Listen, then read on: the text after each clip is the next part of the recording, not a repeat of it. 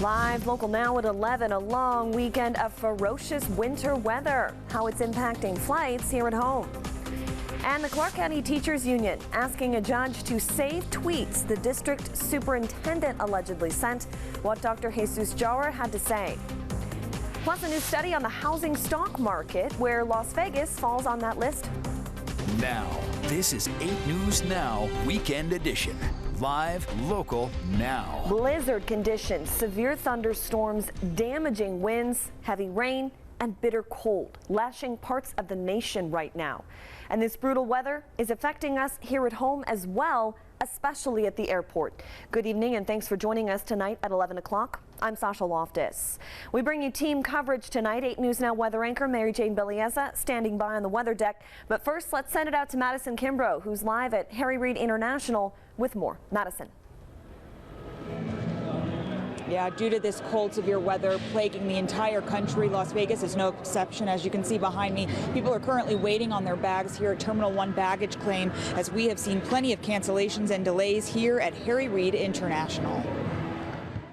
We just sat at the gate the whole time because we thought they were going to change it back and we were going to miss our flights. It was a busy evening here in Terminal 1 baggage claim as travelers made their way to and from Harry Reid International Airport after a day full of cancellations and delays, prompted by intense winter weather conditions taking the country by storm. Nobody knows what Mother Nature wants to do. Ricky Montgomery's flight was delayed, but says it's his brother who was really experiencing the setback due to the heavy snow where he's from. My brother drives, so he actually got stuck in New Mexico for about 10.5 hours on the side of the highway because of a whiteout condition. And those who live nearby who are waiting on friends to arrive say these kinds of things are to be expected. But even so, it can really put a damper on your plans. It's been a lot on the family. You know, you can imagine if you have people scheduled to do things and then obviously you're going to, oh, I've got them at 3 o'clock and then it's going to be 4:30. Well, now you're pushing everybody's schedule back. On Friday, more than 2,600 flights were canceled nationwide, and Saturday, over 3,700 flights delayed. And Peggy Smith is waiting to pick up her friend from Iowa, but says at last check,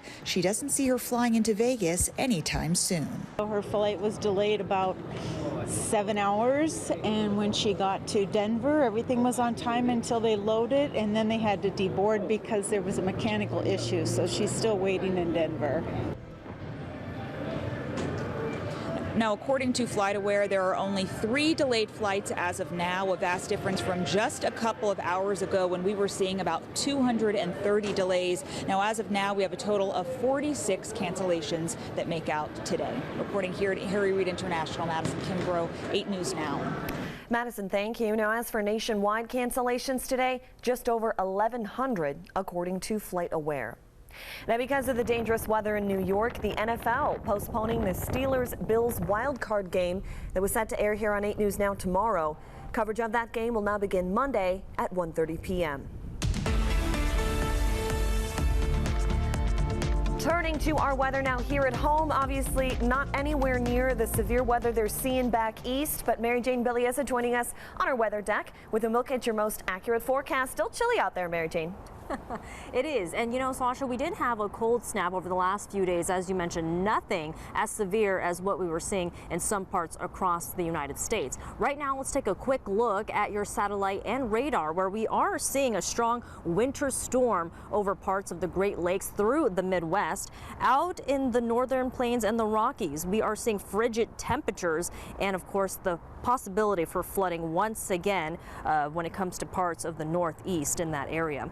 So with the current conditions outside, it's not too bad out here, but we are seeing some very calm winds, temperatures into the 50s, and a few clouds even at this hour. And we are going to drop down into the upper 30s for your overnight lows.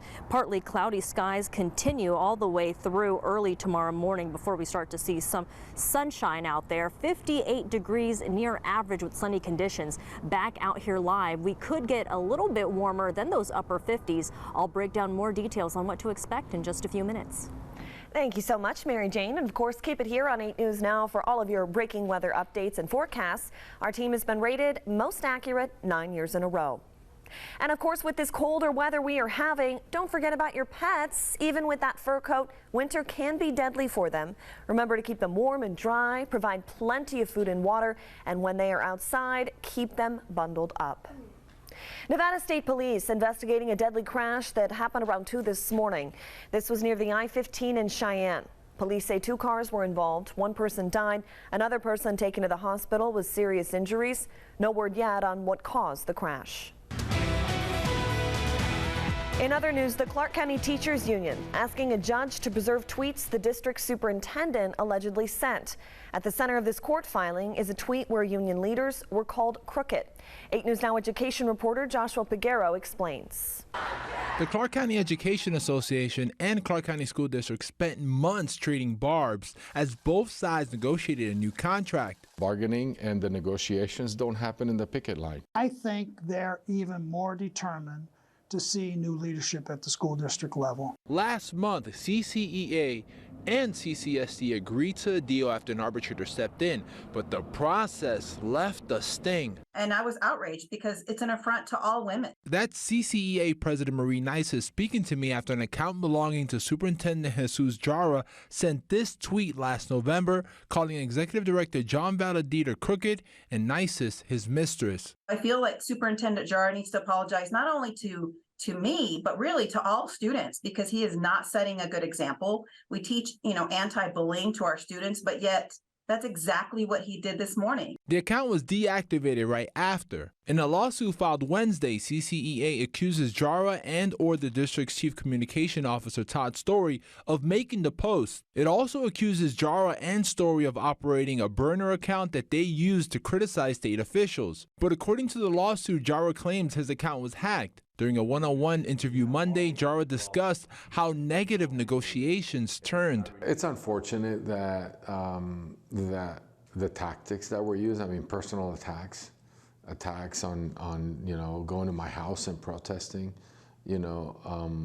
instead of coming to the table. This is why I think we need to have reform in how collective bargaining happens. CCEA is asking a judge to compel CCSD to, quote, preserve all data for this account because this data may be permanently deleted when the deactivated account reaches the 30-day or 12-month mark, end quote. Joshua Piguero, 8 News Now.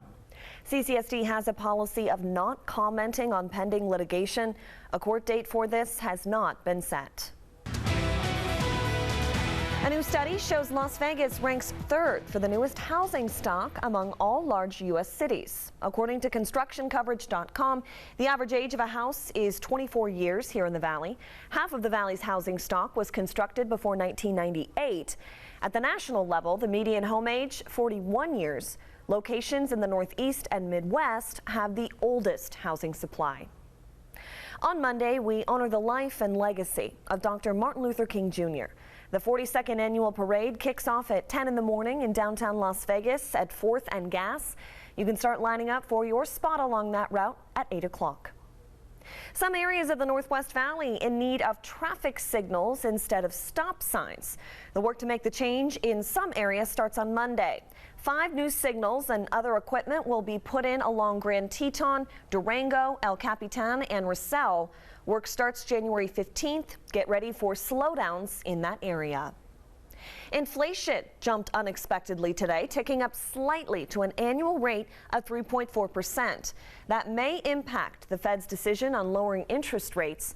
It means the price of almost everything is continuing to go up. Las Vegas mortgage broker Joan Weber says the economy is not working for her or her customers who are hunting for home loans. The majority of people that are coming in today have way more credit card debt than they did 4 or 5 years ago. And we tell them, well, you don't qualify because you have too much debt. While inflation is off the highs of 2022, monthly budget items have continued to soar. Rent was up 6.2% last year. Auto insurance skyrocketed 20%. Dining out jumped 5.2%. Meantime, congressional leaders have reached a deal to avert a government shutdown next week. That's according to The Hill. They say 2 sources confirm this. Under the deal, the new government funding deadlines will be March 1st and March 7th. The agreement comes ahead of Friday's shutdown deadline and a second deadline on February 2nd. The deal, which still needs to be approved by both chambers next week, will give the House and Senate more time to complete work on the 12 appropriation bills.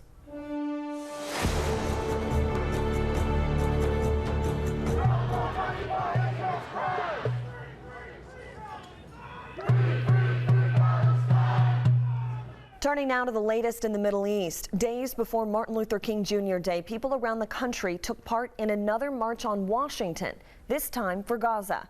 Thousands of pro-Palestinian protesters gathered near the White House today to call for a ceasefire in Gaza and an end to U.S. support for the Israeli military. Several Palestinian Americans spoke about the devastating toll the war has taken on their families. Before they left, as you know, the Israeli government stopped the food, water, medicine, electricity, internet, phone calls, everything was stopped.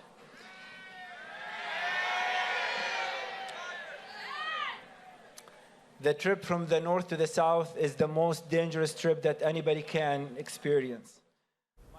Monday also marks 100 days since the Hamas attacks on October 7th in Israel and the launch of Israel's bombardment campaign in Gaza. Still ahead here on 8 News Now, how much TV time is too much for your baby? How it could affect them later in life. Plus, it's a Nevada winter tradition. Details on the Fire and Ice Festival. And of course, we'll check back in with Mary Jane Bellieza for a full look at your most accurate forecast. You're watching 8 News Now at 11 o'clock. We are live, local, now.